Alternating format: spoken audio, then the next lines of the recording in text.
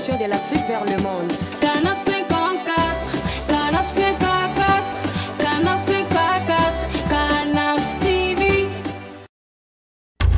Africa 54 est la première chaîne de télévision panafricaine, généraliste et d'information de l'Afrique vers le monde. Chaque pays africain devrait avoir un représentant œuvrant en son sein afin de permettre l'éclosion des talents, pouvant également jouer de pont avec nos pays respectifs. Bref, nous sommes panafricanistes au sens absolu du terme. Canal Africa 54, dans sa devise, la première chaîne généraliste, culturelle et d'information de l'Afrique vers le monde.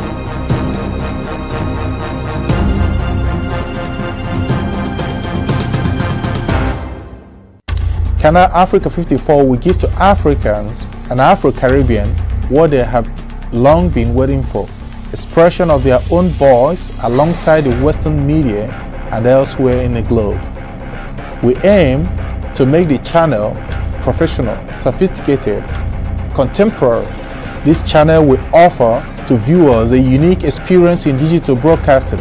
Our broadcasting and creative departments are dedicated towards having a constant flow of interesting and exciting programs. By using the most sophisticated methods of production, we aim to provide programming which is second to none, developing and enhancing the digital TV services throughout interactive mediums.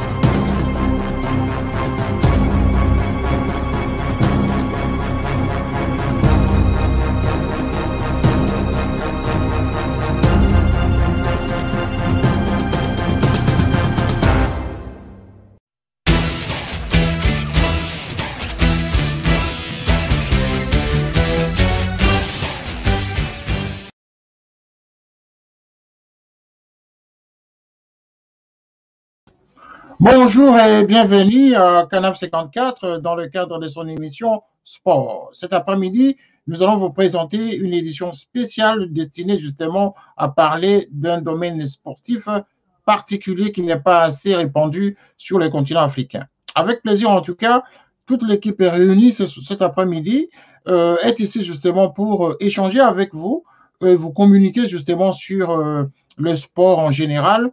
Mais aujourd'hui, nous allons parler du hockey sur glace. Quand on parle du hockey sur glace, on voit l'Amérique du Nord, on voit les pays scandinaves, et ce sont ces pays justement où la température est tellement basse que le sport du hockey est très répandu.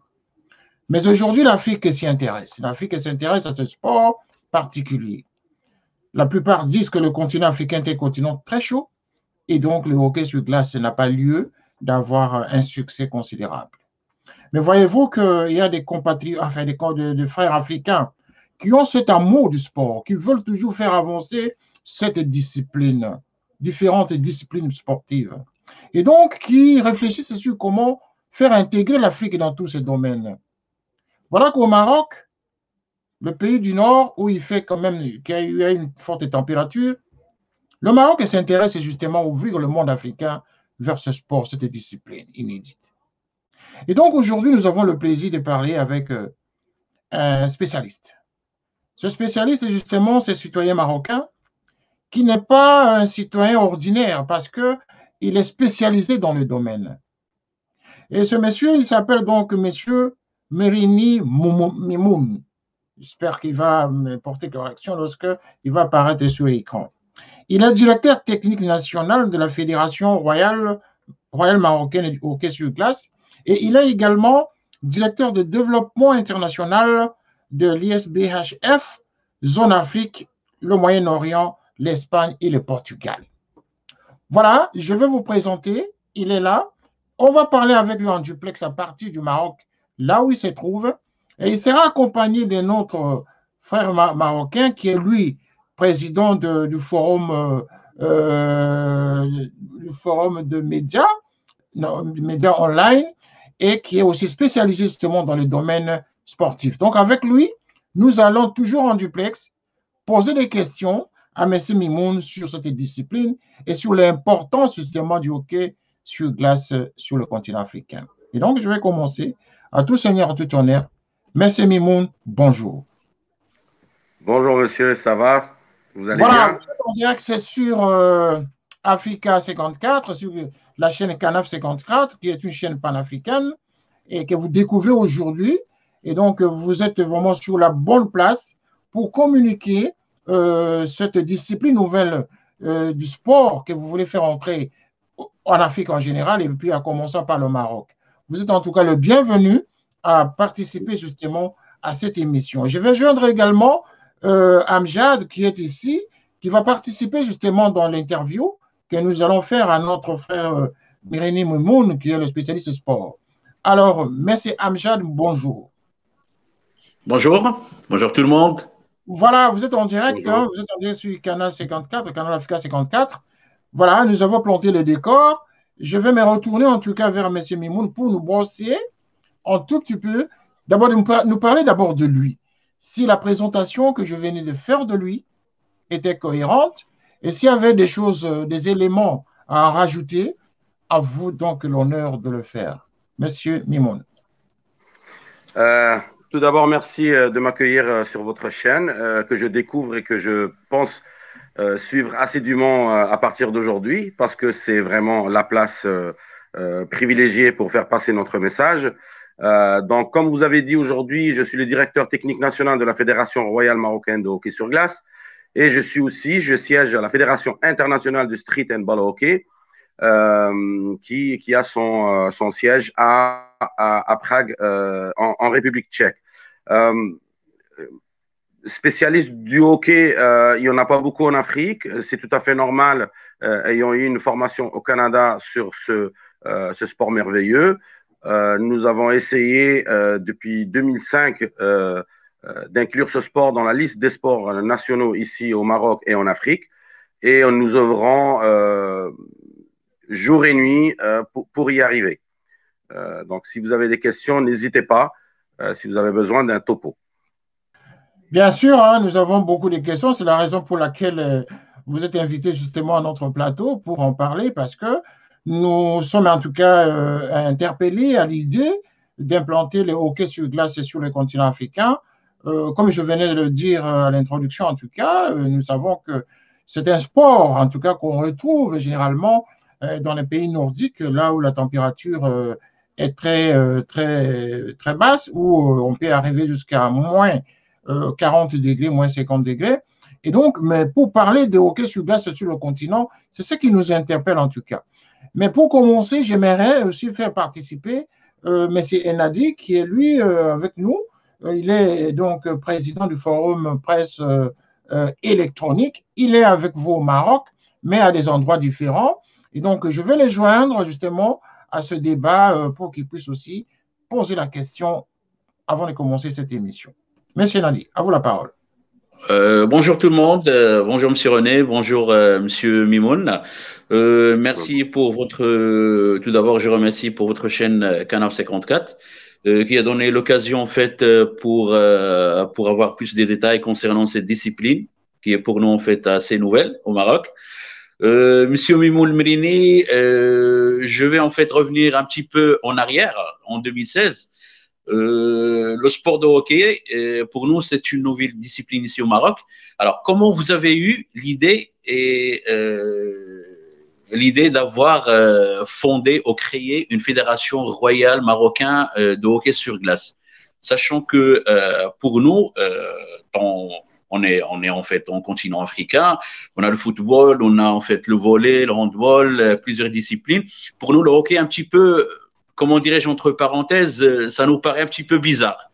Alors vous, pour moi, en fait, c'est un défi d'avoir des personnes qui sont spécialisées ou des personnes qui maîtrisent en fait le sport, d'avoir une idée qui peut en fait fonder cette fédération ou cette association. Alors, premièrement, comment vous avez eu cette idée? Voilà.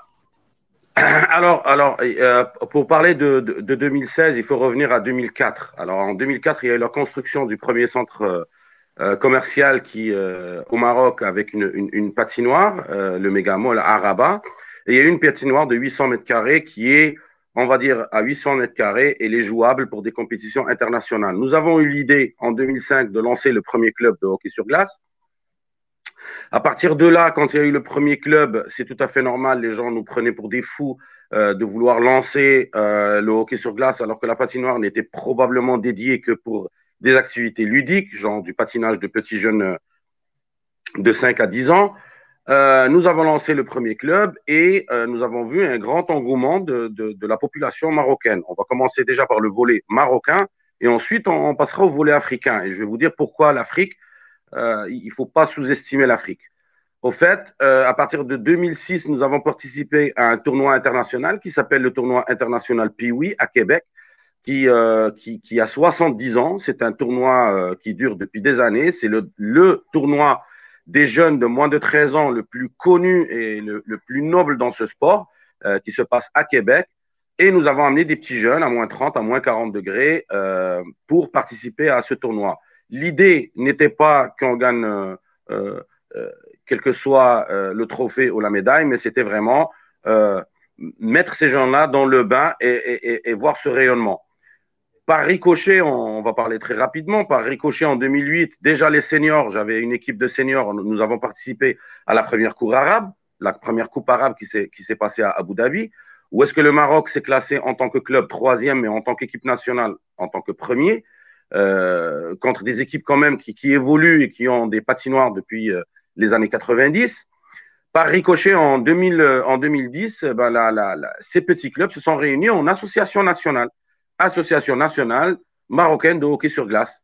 Donc, il fallait œuvrer, aller former des gens. Donc, nous avons mis en place un plan de formation pour les jeunes marocains et autres pour être formés en Suisse, au Canada, en Finlande, en Suède, en Allemagne, en République tchèque. Et à partir de là, quand moi j'avais de la matière, parce que je ne peux pas être un homme orchestre, je ne peux pas tout faire. Donc, le jour où j'ai commencé à avoir des adjoints et des gens, des bras droits qui pouvaient m'aider, nous avons pu développer plusieurs clubs. Donc, en 2016, voilà la date butoir de 2016, nous avons finalement eu l'agrément de devenir une fédération royale marocaine de hockey sur glace et inscrite à la Fédération internationale de hockey sur glace, ce qui est très important. Pourquoi je mets l'emphase là-dessus? Parce que, mis à part l'Afrique du Sud, il n'y avait aucun pays africain qui avait vocation à être affilié à une fédération internationale. Le plus important, je pense, c'est dans ce sport ou dans ce domaine, quand on sort un peu des sentiers battus, c'est généralement la résilience. Parce qu'on a eu beaucoup de portes fermées.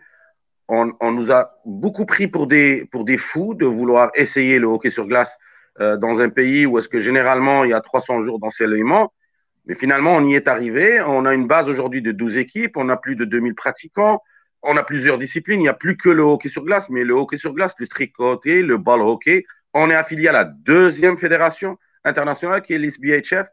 Donc, pour nous, c'était un défi de taille. Et c'était un peu une petite aventure vers l'inconnu, vu que il n'y avait personne qui avait tenté la chose dans un pays africain doté de moyens que nous connaissons. Voilà, il faut peser les mots et dire ce qu'il faut dire. C'est qu'aujourd'hui, nos jeunes vont vouloir jouer au foot parce qu'ils voient un Pogba ou un Didier Drogba ou ils voient un Sadio Mané qui joue au foot, c'est tout à fait normal. Mais sur la base pratiquante, il faut se rendre à l'évidence que nous avons 10, 15, 20, 30 Africains qui évoluent aujourd'hui au football professionnel, mais sur combien de pratiquants? Alors qu'aujourd'hui, nous avons des hockeyeurs qui sont déjà issus de l'Afrique et qui jouent déjà dans des ligues majeures. Voilà. Voilà. Et donc, vous avez vraiment bien brossé la situation. Et moi, ma question, c'est de savoir maintenant, si Amjad a déjà terminé sa question, je vais rebondir sur l'aspect technique. Enfin, oui. Technique aussi géopolitique de l'Afrique. Et le problème est surtout lié au climat. Comment allez-vous vous y prendre? Est-ce que vous allez répandre cette discipline dans d'autres pays africains? Comment vous allez vous y prendre dans des pays où il fait vraiment chaud? Est-ce que les jeunes aujourd'hui sont motivés à ce sport? Voilà au moins 2-3 questions pour comprendre comment vous allez vous y prendre. Alors il est de mon devoir, premièrement, en tant qu'Africain, de répandre ce sport. Et deuxièmement, par mon titre, je suis le directeur du développement à l'international dans une fédération internationale qui s'occupe de l'Afrique, Moyen-Orient, Espagne et Portugal. On va oublier la péninsule ibérique parce que pour des raisons évidentes de moyens mis en place, mais on va parler de l'Afrique. Aujourd'hui, nous avons profité des Jeux africains. Nous avons profité de la tenue des Jeux africains ici à Rabat en 2019 pour tâter le pouls des Africains par rapport à ce sport. Et nous avons profité de la venue de plusieurs sommités, sommités des instances olympiques africaines et l'ACNOA, qui est la confédération de tous les comités olympiques nationaux d'Afrique, pour pouvoir faire une conférence de presse et pouvoir tâter le pouls. Donc, nous avons passé 20 jours. Amjad peut en témoigner parce qu'il a assisté à une de mes conférences. Donc, nous n'avons pas travaillé que dans l'ombre, mais nous avons été voir les gens. Donc, qu'est-ce qu'on a trouvé? On a trouvé que l'Ouganda a 2 associations de hockey, peut-être pas sur glace, mais de hockey. Nous avons l'Afrique du Sud, nous avons le Cameroun, qui est une force incroyable en hockey sur gazon.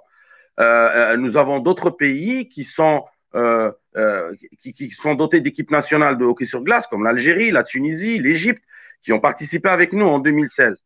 Donc, aujourd'hui, si on veut répondre présent à tous ces gens-là, premièrement, il va falloir fournir le matériel nécessaire.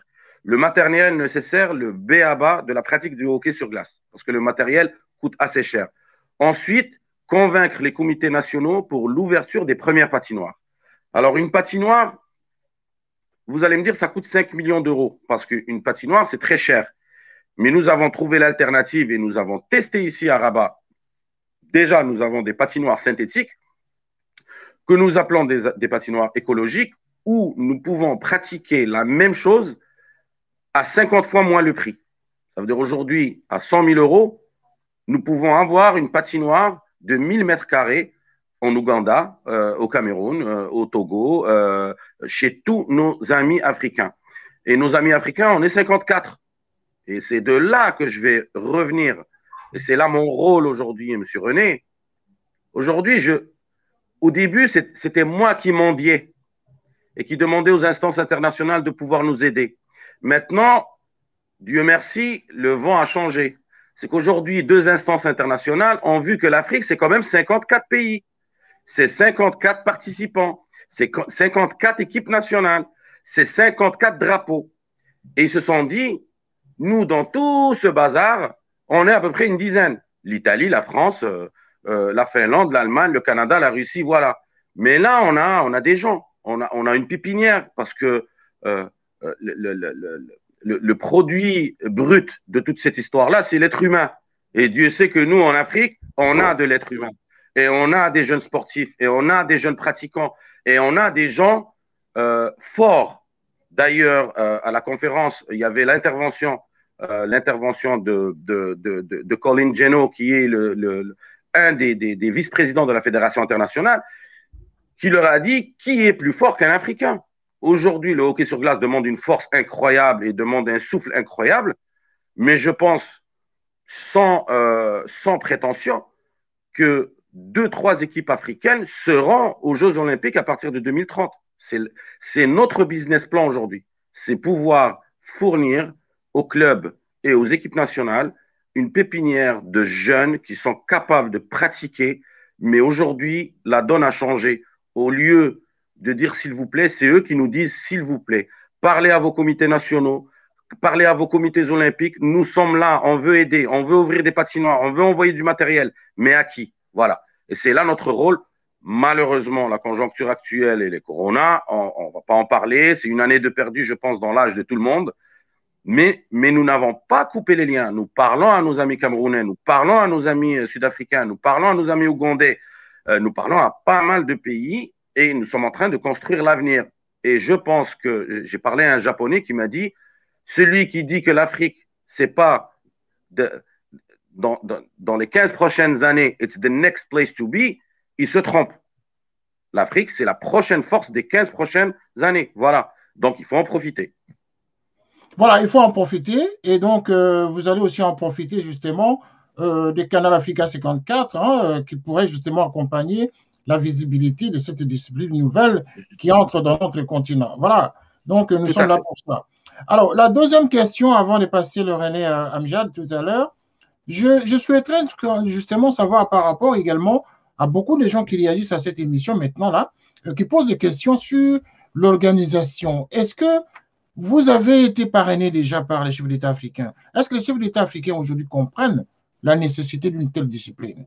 Parce que c'est une discipline qui vient concurrencer en quelque sorte les disciplines sportives déjà établies sur le continent. Est-ce qu'il y a un engouement de la part de dirigeants africains? Oui, nous avons premièrement ciblé M. Joao, qui est le président des confédérations africaines des comités olympiques. Nous avons sondé tous les chefs de mission et aujourd'hui, il est nécessaire de se renouveler et de se ressourcer. Je pense que c'est une grande erreur aujourd'hui de tabler pour les jeunes sur les sports conventionnels. Aujourd'hui, les sports conventionnels, c'est comme un peu l'ancien bac. Quand on passait le baccalauréat, anciennement, il n'y avait que dans votre quartier 2-3 personnes qui réussissent le bac. Aujourd'hui, c'est monnaie courante. Donc, le foot n'est plus, ou le basket n'est plus cette discipline qui permet de sortir des jeunes de la rue.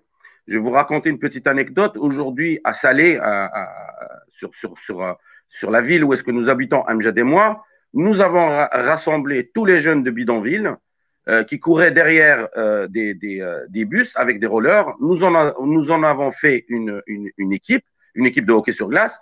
Eh bien, force de croire que l'équipe de Salé est la championne du championnat marocain de hockey sur glace de 2016, 2017, 2018 et 2019. Une équipe complètement constituée de gens de bidonville. Ça veut dire qu'aujourd'hui, aussi, ces instances ne sont plus orientées que vers des sports conventionnels, mais il faut des sports qui sortent un peu de l'ordinaire parce que nous avons la capacité en Afrique. Il ne faut pas se mentir, en Afrique, nous avons la capacité de sortir nos jeunes de la débauche, de les sortir, surtout pendant l'adolescence, leur fournir un sport qui est un sport noble, parce que c'est un sport très, très noble et qui permet de sortir du lot. Qui d'entre nous n'a pas rêvé un jour de dire à l'école, moi je fais de l'escrime, moi je fais de l'équitation. On disait tous, moi je fais du foot. Et bien aujourd'hui, ces jeunes-là sont capables de se vanter de faire ce sport-là. Et l'Afrique, encore une fois, j'appuie sur l'Afrique, l'Afrique a un potentiel incroyable et c'est là-dessus que je suis en train d'œuvrer par rapport aux instances internationales. C'est qu'ils ont vu en nous encore un potentiel incroyable par rapport à leurs jeunes.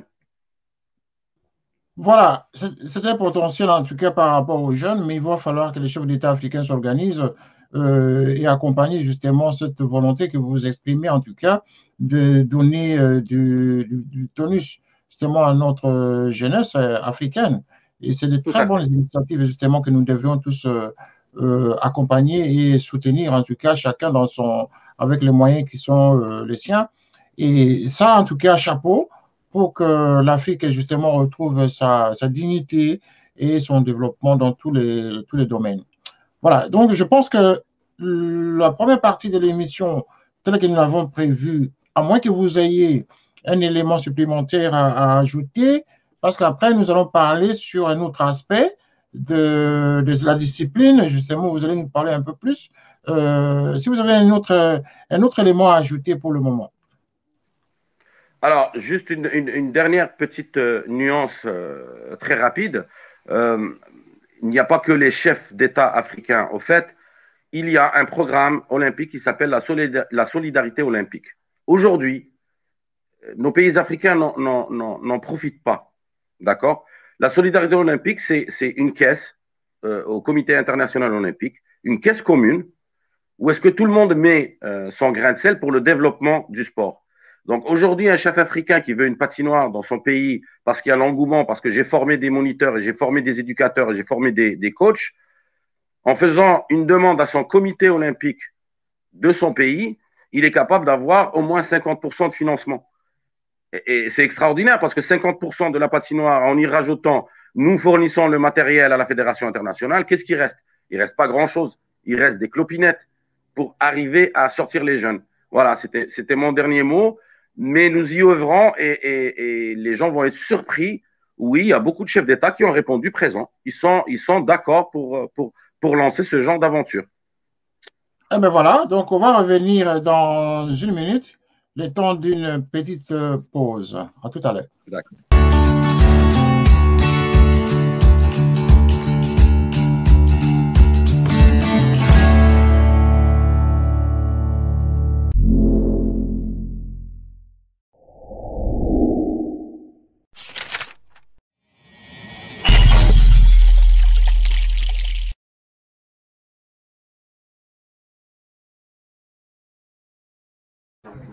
Voilà, nous sommes de retour justement pour continuer notre émission avec Monsieur Mamoun, qui est le directeur, hein, vous savez, le directeur technique national et président des Pirates des Salés. Alors, on vous appelle président des Pirates des Salés. Qu'est-ce que ça veut dire? Parce que là, il y a une confusion, il y a beaucoup de gens qui veulent comprendre c'est quoi ça, les Pirates des Salés. Vous avez plus parlé du hockey, mais en même temps, vous avez plusieurs casquettes. Qu'est-ce que ça veut dire les Pirates des Salés, messieurs Momoun? Les Pirates de Salé, c'est l'équipe de hockey sur glace dont je vous ai parlé tout à l'heure. Les Pirates de Salé, pourquoi nous les appelons pirates? Parce que la ville de Salé est connue pour sa piraterie depuis l'Antiquité. Et toute équipe de sport à Salé s'appellera par ricochet les Pirates, parce que nous avons encore des vestiges des pirateries avant l'arrivée des Mérinides. Nous avons encore des vestiges et des châteaux forts au bord de la mer.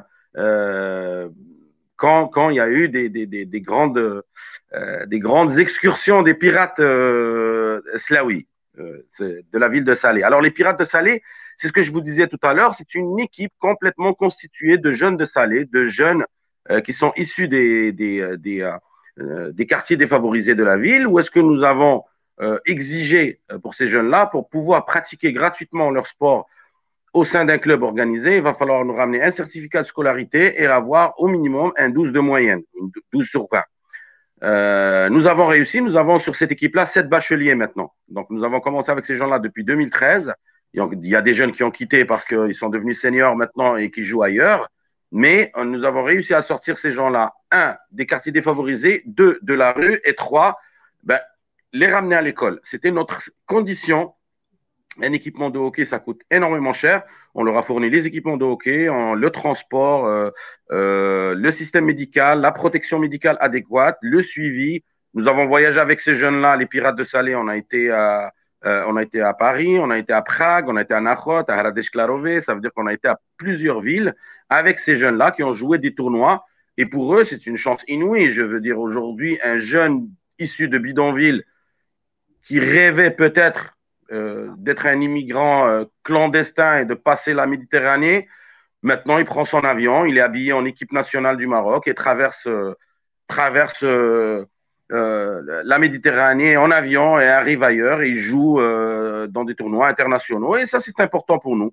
Je pense aujourd'hui, on peut s'en vanter, mais il y a encore beaucoup de travail à faire. Donc, c'est ça les Pirates de Salé. Ah ben voilà, c'est-à-dire que ce n'est pas au sens péjoratif qu'on vous appelle le président des Pirates des Salés. Parce que quand on dit pirate, ça sous-entend tout, n'est-ce pas? Tout à fait, tout à fait. On a compris la signification des pirates pour lesquels vous êtes le président, justement, pour aider les jeunes gens à sortir de la délinquance et puis à se retrouver dans la société. Voilà. Donc, je reviens maintenant à Enadi Amjad de poser la question. Hein, Amjad, si vous avez des questions à poser à M. Mamoun, à vous la parole. D'accord, merci. En fait, moi, je vais un petit peu se focaliser sur l'aspect technique, comme tu as dit, M. René, sur l'aspect technique de la discipline. Alors, moi, je suis, par exemple, je parle des jeunes, hein. Moi, je ne suis pas un jeune. Je parle des jeunes qui souhaitent pratiquer cette discipline. Alors, d'abord, comment intégrer le club? D'accord? Est-ce que vous pouvez plus nous donner de détails concernant l'intégration du club, d'accord, ou de l'équipe, ainsi de nous expliquer en fait les différentes règles, combien de joueurs, l'arbitrage et tout ça, d'accord? Donnez-nous plus de détails concernant cette nouvelle discipline. Voilà, Monsieur Mimoun. Merci. Alors, c'est simple. Intégrer le club, il faut venir au siège du club les jours des entraînements, qui sont pratiquement tous les jours. Ensuite, l'adhésion est gratuite. C'est une décision qui a été prise en commun accord avec la fédération. Tous les clubs aujourd'hui nous avons zéro frais de cotisation ou zéro frais d'inscription. D'accord? Il faut avoir entre 4 ans et 25 ans. Il faut être en bonne forme parce qu'on demande un certificat médical, mais au cas où que la personne vient de quartier défavorisé, nous avons un médecin de fédération qui est capable, c'est un professeur qui est très connu, qui a fait de la médecine de sport depuis 40 ans, qui va vous passer votre test médical.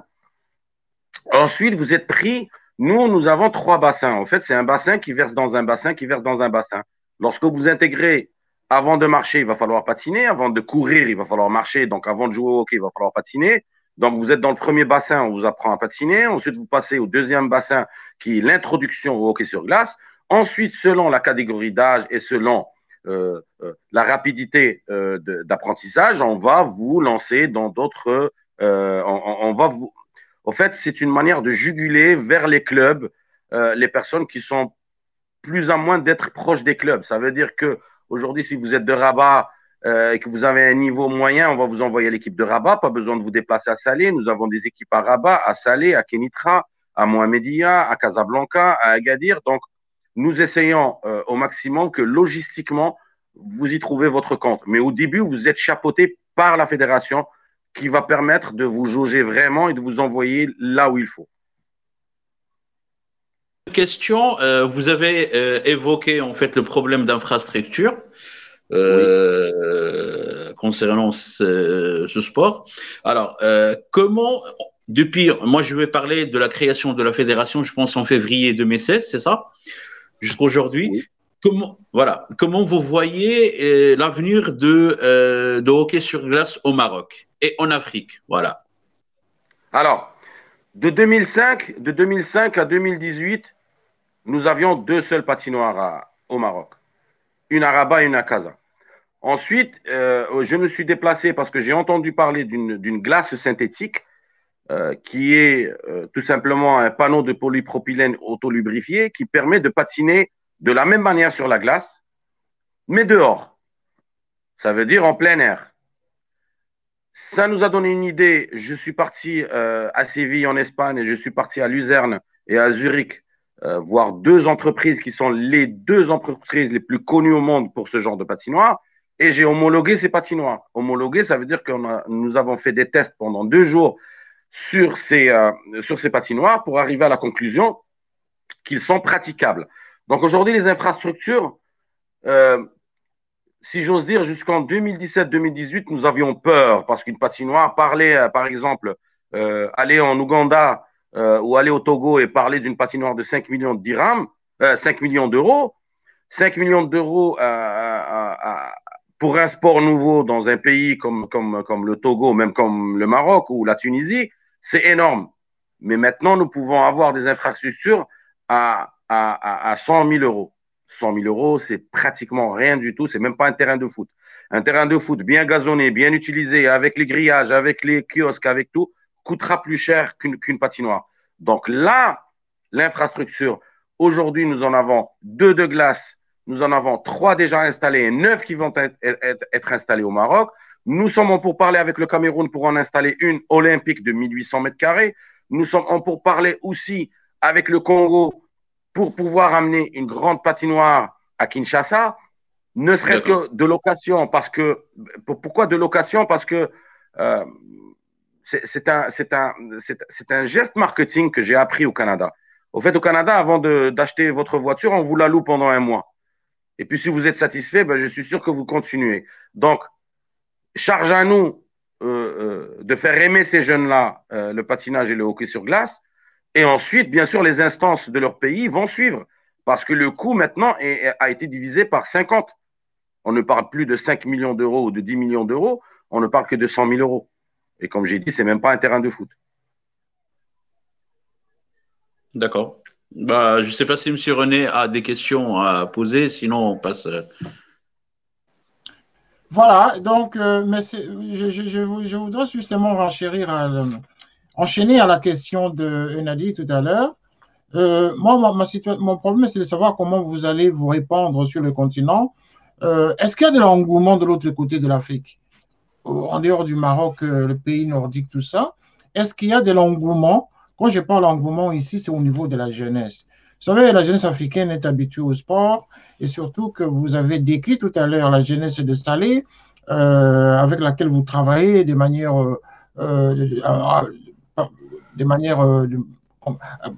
par la proximité, je voulais dire, hein, le travail de proximité que vous faites avec cette jeunesse-là. Et c'est le même problème qui se pose de l'autre côté de l'Afrique. Est-ce que vous allez procéder par la proximité pour approcher ces jeunes qui n'ont pas les moyens de s'offrir un abonnement pour aller faire un entraînement? Je vous ai entendu dire en même temps que c'est 0 francs, 0 frais pour l'intégrer. Mais est-ce qu'il y a de l'engouement auprès de la jeunesse de l'autre côté du continent? C'est ça mon problème. Est-ce que la jeunesse de l'autre côté comprend la nécessité d'intégrer de cette nouvelle discipline? Alors, je vais vous citer un exemple. Vous pouvez aller sur Facebook. C'est quelqu'un qui s'appelle Captain Amon. C'est un garçon extraordinaire de l'Ouganda qui est en train de sillonner l'Ouganda au complet et qui a créé Ouganda Ball Hockey et qui commence à faire jouer les jeunes. Il y a énormément d'engouement. Et ça, nous l'avons testé nous-mêmes à la Côte d'Ivoire, le Cameroun. Ce sont des pays où est-ce qu'on joue déjà au hockey-ball. Et c'est des gens qui veulent vraiment arriver à cette noblesse du hockey sur glace. L'engouement, si j'ose dire, aujourd'hui, notre jeunesse n'est pas la jeunesse que nous avons vécue. Il ne faut pas se mentir. Chaque génération a ses particularités. La particularité de la génération d'aujourd'hui, c'est qu'il va falloir aller vers eux. C'est pas eux, c'est pas à eux de venir vers nous. Et c'est là-dessus, mon rôle de directeur du développement à l'international, c'est là où est-ce que j'interviens. C'est que je dois donner les moyens à chaque pays africain de pouvoir aller voir ces gens-là. Quand un pays africain demande de l'équipement, je dois fournir cet équipement le plus rapidement possible. Et aujourd'hui, on s'est positionné. Vous savez que bientôt, il y aura la signature d'un traité de libre-échange entre le Maroc et tous les pays africains. Et c'est là-dessus que nous capitalisons. Aujourd'hui, on ne regarde pas que le sport. On regarde notre jeunesse.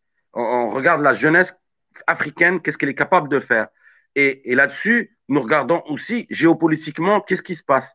Aujourd'hui, avec la signature d'un traité de libre-échange, quand il n'y aura plus de douane entre nous et quand il n'y aura plus de visa entre nous, quand je vais vouloir former des petits jeunes Camerounais ou des jeunes Ougandais ou des jeunes Congolais ou n'importe lequel des pays, quand je vais vouloir les former, quand j'aurai plus ces formalités-là, parce que ça s'en vient là, c'est au mois de juin, et quand je vais vouloir envoyer du matériel, quand moi je le reçois de la Fédération internationale et je l'envoie vers le Cameroun et c'est 0 €, je donne aussi les moyens à ce Camerounais que j'ai formé, je lui donne aussi les moyens de faire son travail de proximité, d'aller les voir.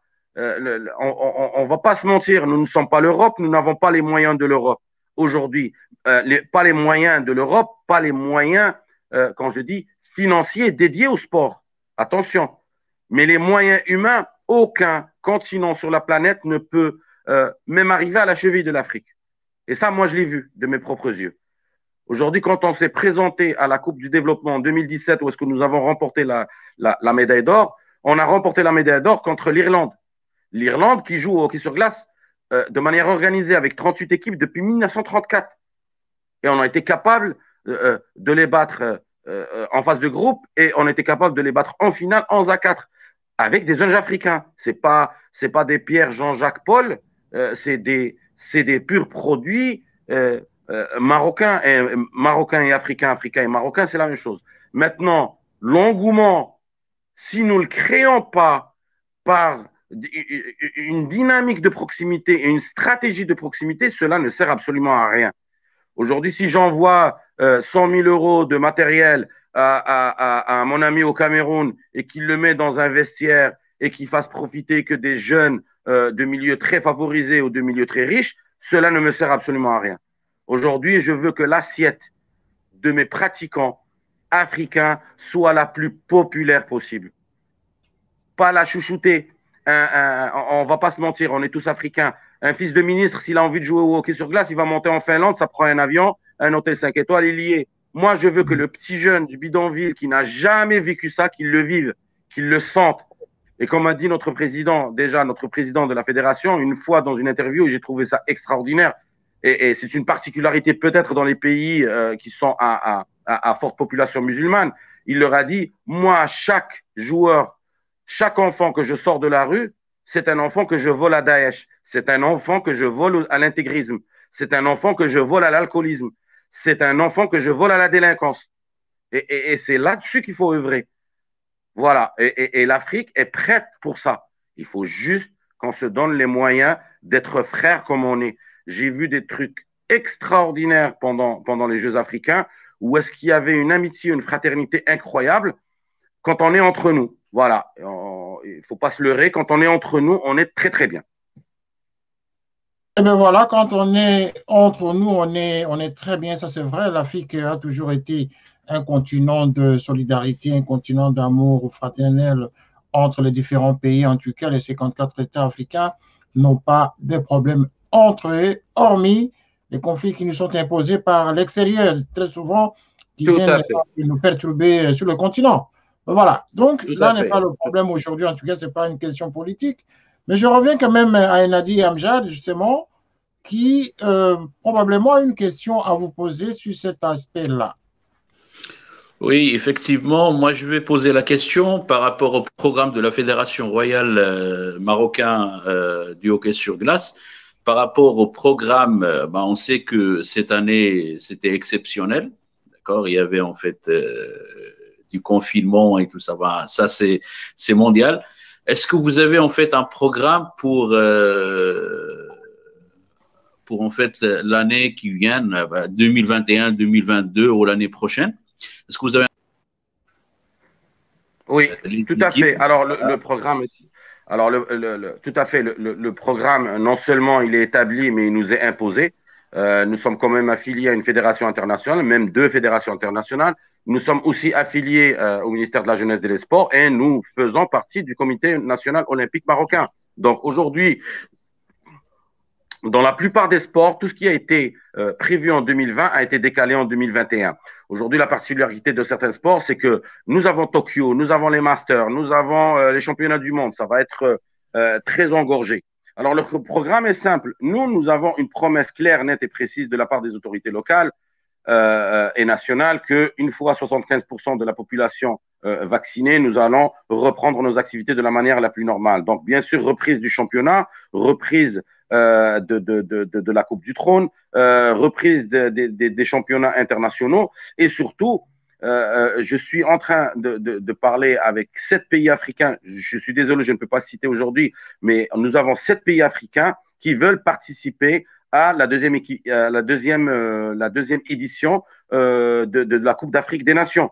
Donc, si tout va bien, si Corona virus nous laisse tranquilles, nous laisse travailler, nous avons un programme mais très chargé. Je pense que même à la Fédération internationale, ils nous ont dit vous ralentissez un peu la cadence parce que si à partir d'avril, vous faites 2 rendez-vous par mois, nationaux et internationaux, nous allons être surbookés, mais on s'en fout, nous avons une année de repos. Une année, bon, c'est pas une année de repos parce qu'on s'est quand même entraîné, nous avons entraîné les jeunes, nous avons fait beaucoup de séminaires, nous avons fait beaucoup de live, nous avons fait beaucoup de Zoom et de Google Meet et tout, juste pour garder cette flamme. Là, on s'entraîne live maintenant. Les entraînements ont repris avec distanciation sociale. Il y a tout un protocole que nous avons posé. Mais le programme est plein. Aujourd'hui, nous avons les championnats du monde au Canada, à Toronto. Nous avons les Masters qui vont être joués à Luzerne en Suisse. Nous avons la Fédération internationale de hockey sur glace qui fait son assemblée générale bientôt en Finlande. J'en profite aussi pour envoyer certains moniteurs et certains arbitres pour suivre et parfaire leur formation.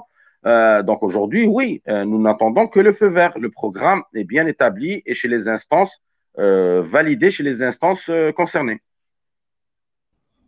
Voilà, c'est bien dit. Mais maintenant, nous allons passer aux réactions des gens qui écoutent cette émission et qui suivent en même temps l'émission parce qu'il y en a qui suivent à travers la radio Canal Africa 54 et il y en a qui suivent justement en direct tel que nous sommes sur satellite à travers Télé Saturne et également sur Canal Africa 54. Donc, cette émission est très suivie, en tout cas, à travers le monde, hormis les réseaux sociaux. Maintenant, nous avons beaucoup de réactions, messieurs Momoun. Nous avons au moins une trentaine de réactions. Il y a un jeune qui m'écrit, qui pose la question à partir du Côte d'Ivoire. Voilà. Il dit, moi, j'habite à Cocody, en Côte d'Ivoire. Si je voudrais m'intégrer dans cette discipline sportive, que devrais-je faire? Voilà la question. Alors, premièrement, je devrais savoir cette ville de Cocody, elle est à combien d'heures de voiture ou de vol ou de distance d'Abidjan? Non, Cocody, c'est Abidjan, hein, c'est comme Salé à Rabat. Hein. D'accord. Donc, voilà, c'est un peu ça. Cocody, c'est voilà. Alors, c'est simple, il faut prendre contact avec le Comité national olympique de Côte d'Ivoire. Il y a un très beau programme de hockey qui se fait là-bas. Et aujourd'hui, ce jeune peut commencer à jouer au hockey avec ses pieds. Ça veut dire jouer le street hockey et le ball hockey en attendant l'arrivée des premières glaces en Côte d'Ivoire. Et je peux vous dire que la Côte d'Ivoire est le premier pays lors de la conférence de Rabat de 2019 qui a sollicité l'affiliation à la Fédération internationale. Ça veut dire que c'est quand même le premier vice-président du Comité national olympique ivoirien qui a demandé, voilà, donnez-moi le formulaire, nous voulons rejoindre votre grande famille de hockey. Donc, vous voyez qu'il y a des instances. Ce jeune-là n'a qu'à prendre contact avec le comité olympique et il va commencer à pratiquer le hockey jusqu'à temps qu'il y ait une patinoire d'ouvert. Comme on a fait ici au Maroc. Hein. C'était comme ça. Alors, une autre question, c'est de savoir si vous avez déjà combien de clubs à travers le continent africain. Si vous avez procédé par l'installation de clubs ou de bureaux de représentation, ou voilà, il parle de bureaux de représentation ou de clubs. Est-ce que vous avez des points de chute dans quel pays comme ça en Afrique? Nous avons un point de chute. Alors, la Fédération royale marocaine œuvre aussi pour le développement de ce sport en Afrique. Donc, nous avons le Maroc, l'Algérie, la Tunisie, l'Égypte. Nous avons, comme j'ai dit tout à l'heure, le Cameroun. Nous avons l'Ouganda et nous avons la Côte d'Ivoire aussi. Donc, ce sont des gens avec qui nous travaillons de manière très étroite, au moins une réunion par mois, donc pour pouvoir promouvoir ce sport. Donc, si on parle du Maroc, au Maroc, nous avons 12 clubs. 12 clubs au Maroc, ça veut dire 12 clubs affiliés avec joueurs, présidents, associations bien connus. En Algérie, il y a l'Association nationale algérienne de hockey sur glace. La Tunisie aussi, l'Égypte aussi.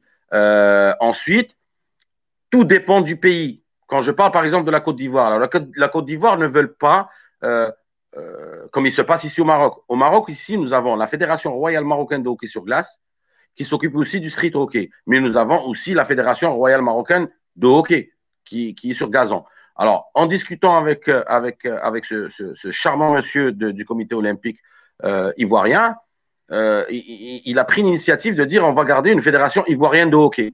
Et quand je dis hockey, c'est hockey sur gazon, hockey street, roller hockey, ice hockey, et on continue. Parce qu'au final, la pratique est la même. Le b.a.-ba et la technicité est la même, sauf les surfaces qui changent. Voilà. Ça change. Nous avons une autre question ici. Alors, voilà, ça vient de Luanda en Angola. Voilà. C'est un jeune qui pose la question de savoir est-ce que peut-on gagner sa vie en jouant au hockey? Comment peut-on gagner sa vie en jouant au hockey pour une telle discipline, pour une nouvelle discipline comme le hockey? Comment peut-on gagner sa vie? Et comment peut-on changer sa vie? Voilà ça qu'il veut savoir. Alors, j'en connais au moins 3 produits purs marocains. Alors, il faut savoir que quand on parle de hockey, parlons déjà du sport pour que je puisse répondre bien comme il faut à ce jeune.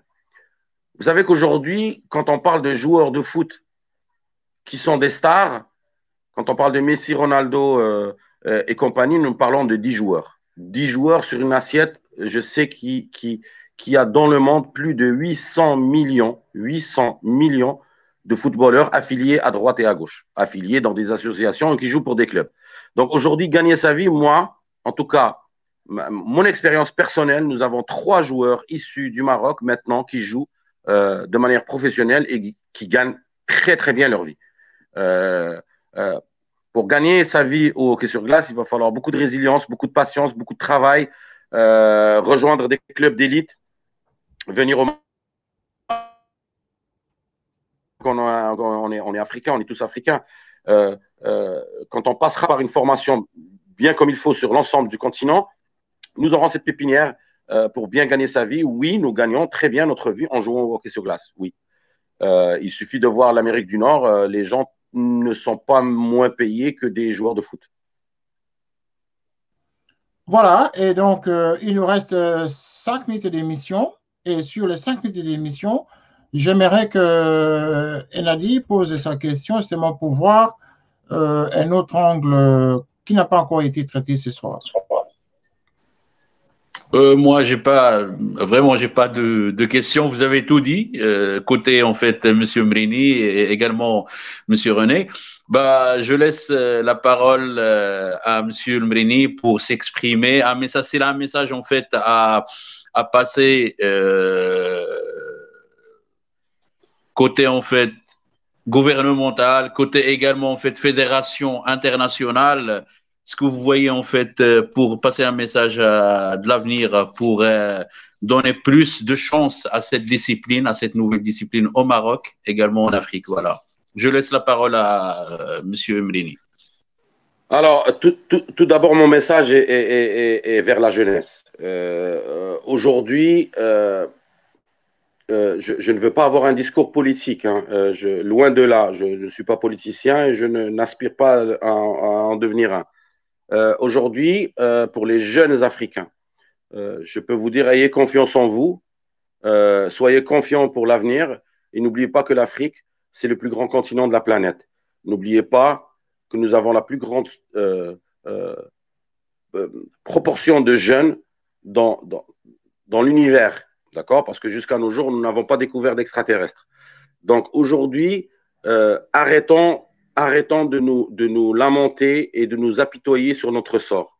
Nous sommes africains et nous sommes une force incroyable. C'est 54 pays, c'est des millions de jeunes, c'est un potentiel fou aujourd'hui.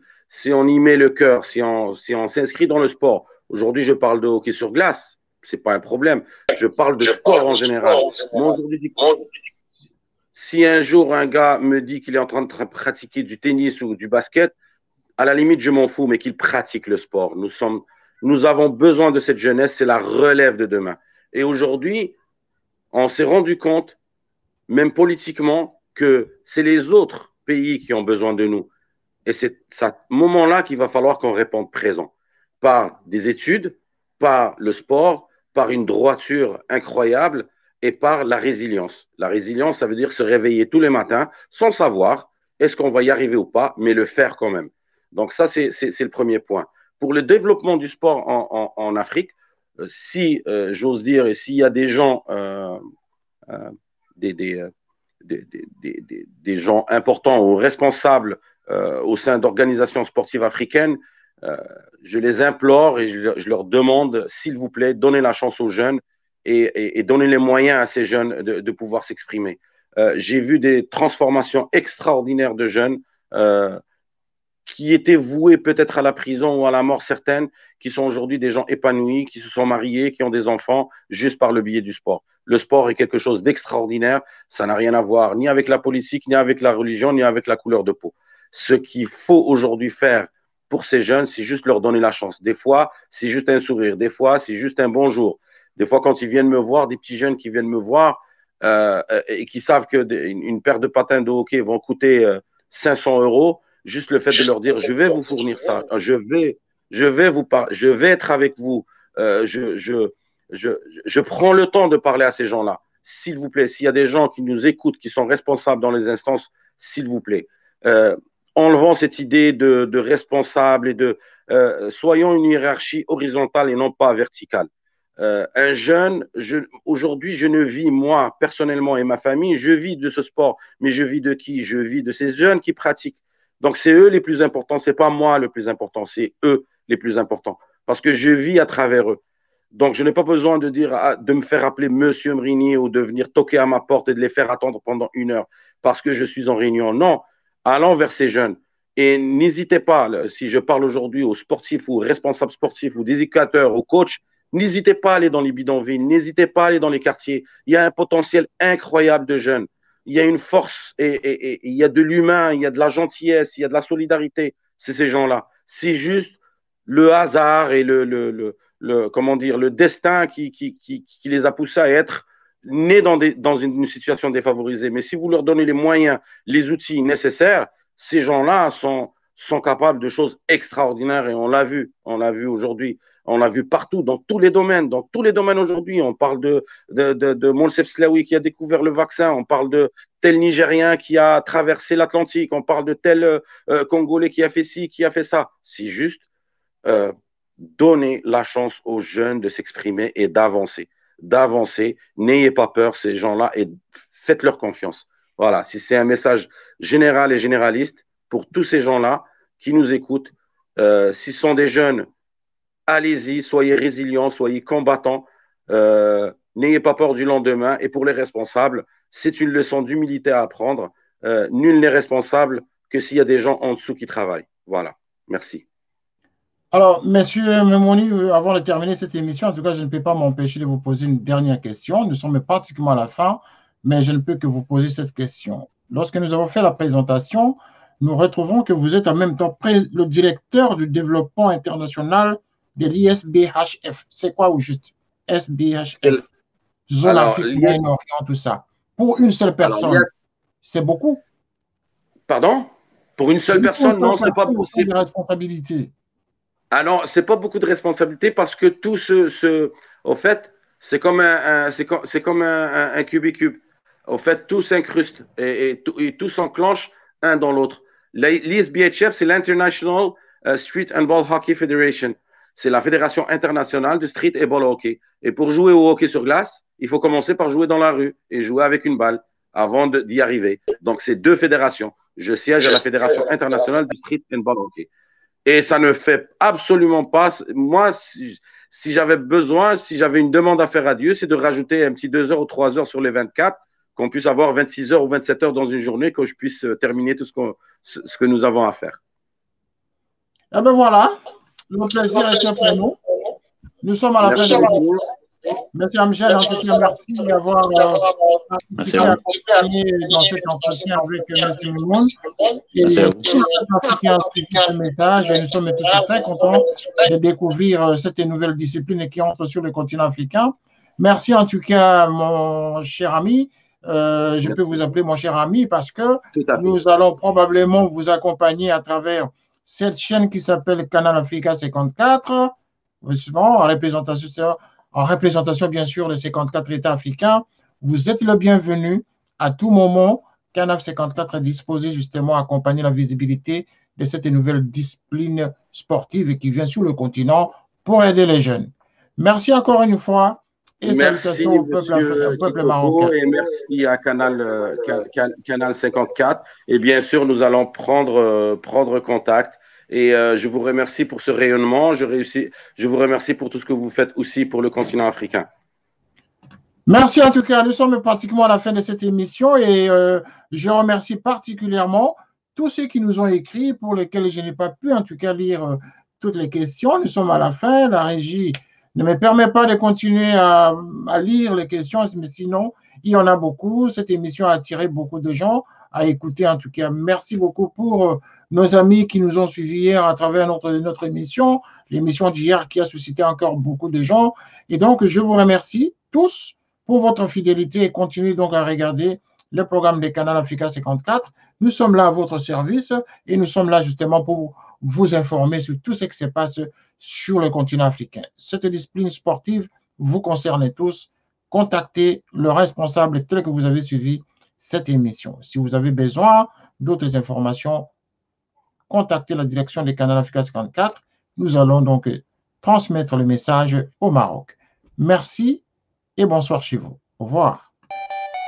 Canal 54 TV, la première chaîne généraliste culturelle et d'information de l'Afrique vers le monde.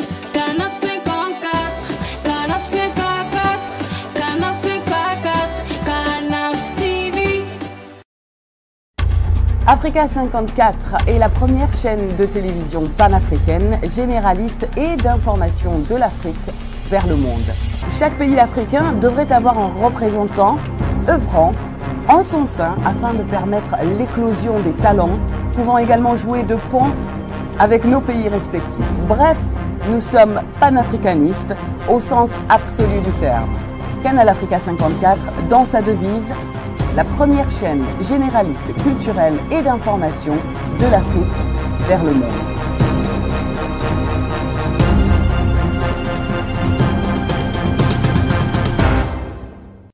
Canal Africa 54 will give to Africans and Afro-Caribbean what they have long been waiting for, expression of their own voice alongside the Western media and elsewhere in the globe. We aim to make the channel professional, sophisticated, contemporary. This channel will offer to viewers a unique experience in digital broadcasting. Our broadcasting and creative departments are dedicated towards having a constant flow of interesting and exciting programs. By using the most sophisticated methods of production, we aim to provide programming which is second to none, developing and enhancing the digital TV services throughout interactive mediums.